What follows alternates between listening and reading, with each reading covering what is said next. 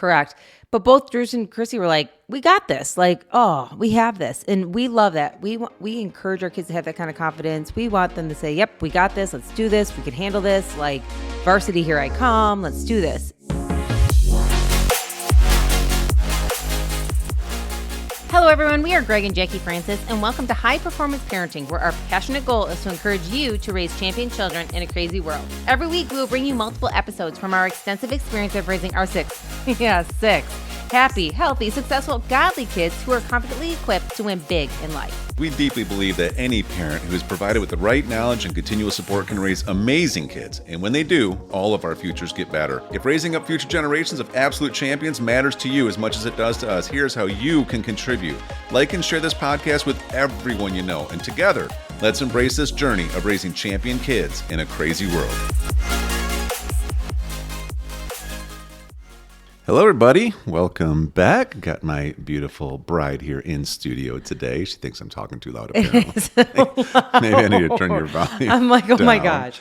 Okay. Okay. Somebody's playing Everybody with knows the you're in buttons on our little machine over here. Okay. Everyone knows you're in the studio. Like all of Idaho heard you're in the studio. Okay. Hello, everyone. Okay. What are we doing today, my dear? Well, I'm really excited to have you in the studio. Last time I had a chance to chat with a couple of the awesome kiddos. By the way, did you know today I went to the bank? There was an old lady there, and she asked me to check her balance. So I pushed her over. Everybody's missed these. You can tell. They're back. Especially you. Yes. Yeah. Last time I had the kids in here and we had great conversation. It was awesome. So I'm super glad that you and I get a chance to chat today because when we were planning for today's session, like it was really neat because we're going through so many great things, guys. I gotta tell you, I hope you guys are in a season where you're learning through all your seasons, I should say, because we sure are leveling up to a new level in parenting, I guess you could say, because there's more going on in ours. But a lot of it has to do with not just sports, because we talk a lot about sports, but about some of the things we've learned recently with our kiddos. Yeah. Well, there's so many life lessons in sports. And, you know, we're talking about it all the time because that's what we do. I mean, we are kind of living through our sports world in this season. It's spring and the kids are in a lot of sports right now, so it's pretty consuming of us. I mean, literally 5 days a week, and that's our season. So, but it is interesting though because, you know, as people who are listening, they know we're one of our most important core values of our life is that we're going to be very intentional with everything we do with our children. So, whether it's it's the stuff that we talk about when there isn't sports, or it's the stuff when there is sports. Like when we're still in sports, we're paying attention. How are the kids reacting? How are they responding? How are they handling opposition? How are they handling victory? How are they staying humble? How are they gaining confidence? How are they working well with others? How are they growing skill set, right? I mean, like there's so many cool dynamics. It's one of the reasons why we love sports so much because there's so many life lessons within them. Yeah, and I think one thing, you know, all of our kids are gifted in different areas of sports. You know, I mean, I love watching the kids perform at whatever level they want to, and we always want them to do the best because just like we say on our amazing placemats, one of our sayings is that your best is enough, but your best is required. Mm-hmm. And if you don't know where to find our placemat, by the way, you guys can go to our website. We have this awesome placemat where we do our team meetings and we put it on there for you guys to check out. Yeah. And on there are some of our core values. A lot of times when we talk about core values, people ask us like, what are some of your core values? So if you want to check out some of the things that we speak over our family on a reg, please go to our website and check it out. Which is www.redwoodparenting.com. Right. And you'll be able to get that free download to see our... Yeah, and we'll add more resources on there over time. It's kind of our landing page to be able to add resources that we're going to reference here on the podcast. Correct. So, yeah. But one thing I like about sports is, again, all of our kids are gifted in different ways. You know what I mean? And it's a learning thing for all of us because how you handle it is so important. So for us right now, we had this opportunity where Drews and Chrissy tried out for the middle school. Mm-hmm. And middle school tennis, I'm sorry. And we were really excited. All of our kids like tennis. Some are a little more natural at it than others, and some have had more practice than others. And we had just came back from visiting in Florida for about a 4-week vacation. And so the kids were playing tennis like 2 or 3 days a week there. Like they were playing a lot with a coach there and then practicing on their own. So we came and felt pretty confident that as the kids tried out, they'd be able to really prove themselves. The twins went and tried out for high school, and they made JVA, and we were very proud of them because there is competition. There's some competition. We are in I'm sorry, hon, what school district are we in? We're in a 5. It's a 5A school. So, these are big schools. I mean, like a high school have close to 3,000 kids. So it's the biggest level in the state. So obviously that means there's a lot of competition. There's a lot of competition just to be able to even participate. It's a lot different. I grew up in probably like, I would say the second to smallest in our state in Michigan when I grew up out of 5. So whatever they didn't call it like A, they call it like ABC, like stuff like that. But we were a Class C school. And so it was considerably different. And one of the things that's really unique is that when you were on a team, because it wasn't so full of kids, I mean, it was full and you still had to compete, but it wasn't full like this, where here, what's interesting, I mean, there's 80 kids try out for middle school tennis, right? 80 kids that are there between 6th through 8th grade.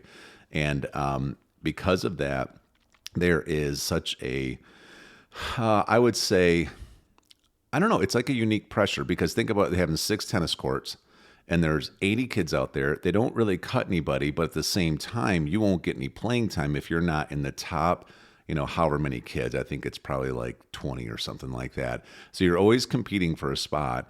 And practices, you don't really get much practice time because you're trying to all share courts. And so then what's been happening, which is really unique, is that I'm learning that basically kids around here in these kind of size schools, you have to do all kinds of practice on your own. And then you just show up to actually play these sports. You don't get to actually learn how to play the sport while you're in a sport, in any of these sports here. So you need to be prepared ahead of time and already had coaching or training on your own. And because of that, we thought we were coming in pretty strong because we had gotten the kids prepared ahead of time by having a coach in Florida. But come to find out, like, there's a lot of competition. Some have been practicing pretty much since, the beginning of... Since they were walking. Yeah, literally. And so the girls made JVA, and they've been working very hard. And through a lot of hard work... You're talking about the high school girls. Right. The twins. The twins made JVA, and we were very proud of them because we saw the competition, and it was good competition. It was definitely good competition. And our girls did have areas that they can improve in, But with that being said, they've worked very hard and have had opportunities to play a few varsity matches also. Yeah. We have seen them improve with, additional coaching and really seeking out the varsity head coach, and they're moving forward. So with that being said, Chrissy and Drews were next. Their tennis didn't start until a couple weeks after the high school started. Right. And Drews because Drews is in 6th grade, Chris is in 8th, so it's middle they're school. all kind of thrown together 6th through 8th grade in middle school tennis. Yeah, correct. But both Drews and Chrissy were like, "We got this! Like, oh, we have this," and we love that. We encourage our kids to have that kind of confidence. We want them to say, "Yep, we got this. Let's do this. We can handle this. Like varsity, here I come. Let's do this." And they have JV and varsity even in middle school. And so Drews and Chrissy had been working really hard, practicing together, practicing with the twins too, to just get ready. And tryouts started, and it was neat. It was really neat because our kids, again, didn't know the level of competition that was coming at them. Yeah. It was a little stretching. At first, they kind of assumed that they had it in the bag, but it was more stretching than they realized. Oh, yeah. Now, some of our kids react to some pressure differently also. Sure. Drews gets out there, there's pressure, and I don't even think he understands there's pressure. He's having so much fun. Like, he just And he's very naturally athletic, so he can, if he's playing against just the average person, he's going to be better, right? However. And with that being said, what's interesting about Drews is we already have him in 2 other sports. So we literally didn't really sign him up for tennis. No, it's like the school did. The school did. Because they just assumed since one of our family members were that he would. Oh yeah, and they all did cross country together last year, and so they made a name for themselves because they showed up out of nowhere. And here's this sixth grader beating eighth graders, and so they're just like, well, I'm assuming because Chrissy's in, then Drews must be in. Like they literally signed him up. We didn't even sign him up. No, I purposely didn't because I thought to myself, we don't need a third sport for But this then child. we were like, well, he's signed up, so let's let him play. Of course, So he's got tennis 5 days a week. He's got football 2 to 3 nights a week, and he's got basketball 3 days a week. And too. typically he goes from one sport to the other and back to another at that point. Yeah. So like on Friday, he literally goes to tennis, he goes to football, and then he goes to basketball. Yeah, that's Like- right. He does. So- Back to back. But he From get 3 o'clock till about 9 p.m. He's playing a sport. and he's so happy. And Yeah. and that's his personality. He Yeah. kind of gets out there, like he doesn't really get upset or stressed out. He just plays his game. He stays in his lane, and he did great. So after like 3 days of tryouts, he was feeling pretty good. Chrissy went out there, and she's an amazing athlete. She's great. Sometimes she overthinks things sometimes though. And when you overthink, that's when you start making mistakes that you wouldn't typically make when she's just playing with her siblings. Yep. And she was overthinking a lot, trying, I just feel like she overdid some stuff that typically she could just easily do. She was overthinking it. So I think it was, they had 5 matches they had to do. And then the coach was going to kind of place JV or varsity from what I understood. Right. So Chrissy, So the key is you want to be on varsity, what they call varsity middle school, because varsity players are the ones that actually play in the matches. right. Right. And I think they only take 20 kids or something Correct. like that for the varsity. Otherwise, you're on JV. And you actually practice separately too. They have separate days because that way it frees up more court time, which I think is really smart to do that. So, yeah. But so everybody's fighting because everybody wants to be able to play in matches. So unfortunately, in Chrissy's situation, she did her first 3 matches and she did not win. And not that she's not a great player, but I mean, they're trying to figure out quickly who's going to make it to varsity, who's going to make it to JV, when coaches only have so much time to check everybody out. They don't have a lot of time to really evaluate you based on your potential. They have to evaluate you based on, can you beat other people right now, right? So then they do matches, and they actually have to try out against each other on the team. And she really badly wanted to be on, varsity. So we get the list after the tryouts, and it was one of those scenarios which parents, I'm sure you've either been in or hope you're never in, is when children around the same age try out. Your prayer is that they pretty much make whatever level together. Yeah. If it's JV together or if it's varsity together, at least we're together. Yeah. And we got the list, and I got it first. It got emailed to me, and Drusy had made varsity Yeah. Little 6th grader made varsity. without even really trying. The bummer, like in Chrissy's mind, probably the bummer of it was just like, he wasn't even going to be doing this. This wasn't even his thing. And Chrissy had made JV at this point. And I will just tell you guys, from a mom, it's like one of those things that always hurts my heart, because it's like, we're going to have to talk about this, and she's going to be hurt. She's going to be hurt. Like, life will be okay, but she's going to be hurt, and it's going to be a scenario that we're going to learn from and we're going to improve from. And we'll probably go into it a little bit in the next one, but right away I got it. And I think what's so powerful is that as I received it, I already knew it was going to be okay. Like, we're going to learn from this. It's not the end of the world. We're fine, But I called you because I knew you were on your way home. And I was like, here's the lineup. This is what we got. I'm like, I'm just so bummed for her. I just know she's going to be hurt. She really wanted to make this, and you're like, she's going to be fine. In fact, why don't you talk to her about this?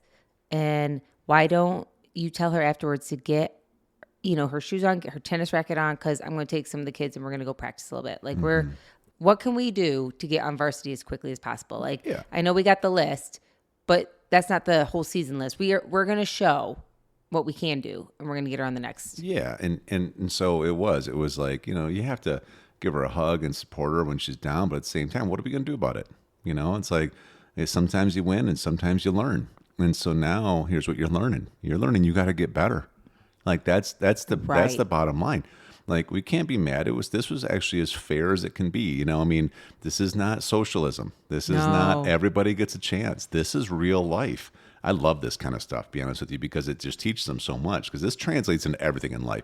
You're not going to become the successful financial person just because you just showed up. You have to actually get good at what you do. You're going to have to work on skill set. You're going to have to overcome obstacles. You're going to have to play hurt a little bit. You're going to have to outwork other people who are more naturally talented than you are in order to be able to positively compete. And so next episode, we'll go into some of what we did and how it's been turning out. But it has been definitely a learning season around here. Absolutely.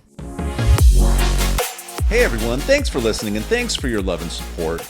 We hope that today's episode added tremendous value to you and your family. It would mean so much to us if you would partner with us on our mission of helping parents around the globe raise champion children in this crazy world. To do so, simply take a moment to like and share this podcast with everyone in your network. See you next time.